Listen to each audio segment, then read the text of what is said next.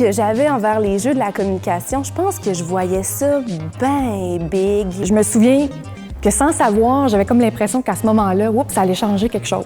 On m'en parlait, on me disait « c'est malade, tu vas voir, il y a du monde de partout, tu vas vraiment être stressé, en même temps ça va être la fête ». Puis je comprenais ça, mais de façon un peu abstraite. Bref, j'ai été catapulté dans un univers de sociabilité et de gens qui se connaissaient, qui trippaient déjà. J'ai rencontré le soir même François Delphante qui m'a dit « Hey, tu vas voir, on va faire des road trips, on va faire le party, on va devenir les meilleurs chums, ça va être écœurant ». Et c'est exactement ce qui est arrivé. Ça fait 10 ans cette année que j'ai vécu pour la première fois ces qualifications-là et que je suis entrée dans une délégation et je me souviens encore de ces moments-là comme si c'était hier.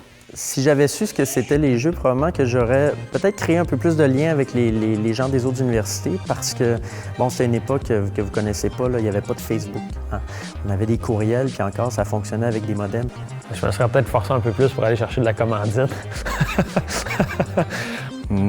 Peut-être que j'aurais un peu moins bu la veille de mon épreuve. Le pire, c'est que j'ai gagné la première année puis pas la deuxième. Je pense que j'aurais commencé à m'hydrater au mois de novembre. Je pense que j'ai aucun regret de tout ce que j'ai fait au jeu de la com. Mais je pense que j'aurais peut-être investi un petit peu plus d'énergie, d'implication dans ma délai, dans mon expérience, avant Noël. Tu sais, des fois, ça vaut la peine de rentrer dedans, dès le début.